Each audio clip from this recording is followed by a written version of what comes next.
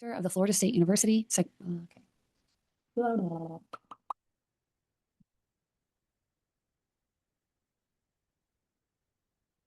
Okay. It's been a minute. It's been a minute. Let's get back into the rhythm. Okay. Are these three factors based on Dr. Thomas Joiner's interpersonal theory of suicide? The simple answer, yes. A deeper understanding. In the fall of 2017, I accepted the invitation to speak at Kevin's Song, a mental health conference focused on addressing suicide. While attending the 3-day event, I had the opportunity to meet Dr. Thomas Joiner and listen to his talk on spontaneous suicide. It was the first time I heard anyone give such a simple answer as to what causes suicide. As I sat in the conference room, listening to him share his wisdom, I couldn't help but wonder why this was not being taught to everyone. I also couldn't help but wonder how I was just now learning about him and his work. What I learned following the conference was that Dr. Joiner is a Robert O. Lawton Distinguished Professor of Psychology, the director of the Florida State University Psychology Clinic, and a leading expert in suicide.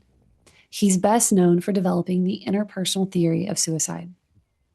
According to Dr. Joiner's theory, the three factors that put someone at risk are acquired capability, thwarted belongingness, and perceived burdensome. Dr. Joiner describes acquired capability as having an experience that causes a person to have thoughts of suicide.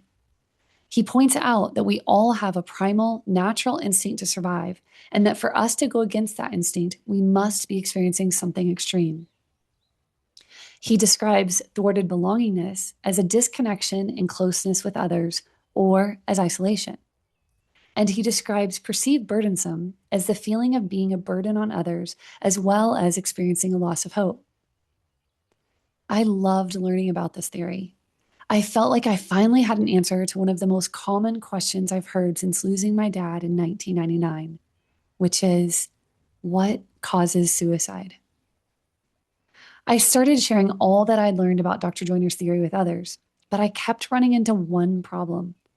I couldn't ever remember the terminology he used to identify the three factors.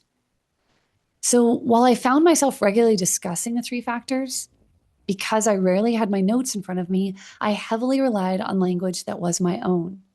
And over time, what I consistently found was that when I used my own words to explain Dr. Joiner's theory, people seemed to genuinely connect with what I was sharing. And as a result, I was witnessing people suddenly make sense of situations that had never made sense to them before. What Dr. Joiner calls acquired capability, I refer to as extreme distress. What he calls thwarted belongingness, I refer to as isolation. And what he calls perceived burdensome, I refer to as a shift in belief.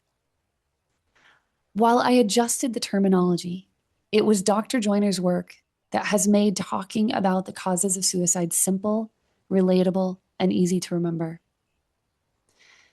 Since I began sharing my awareness of these three factors, it has made it easier to help others understand what to look for during a potential crisis situation. And for those who've lost someone to suicide, these three factors have also eased the burden of making sense of a situation that is often described as senseless. Dr. Joiner, if you're listening, I know I've said it before, but I'm saying it again. Thank you. Thank you for your work. Thank you for inspiring me. And thank you for encouraging me to adjust how I deliver my own material so that it would be easier for more people to access and make use of.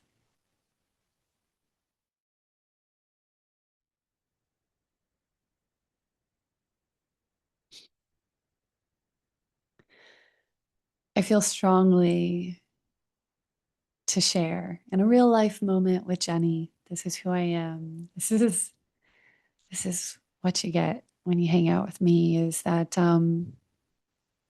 it's June 2nd, 2026. And yes, even though I feel so blessed and so grateful to have been on this healing journey and to know that healing is possible, even on this day and sometimes random other days,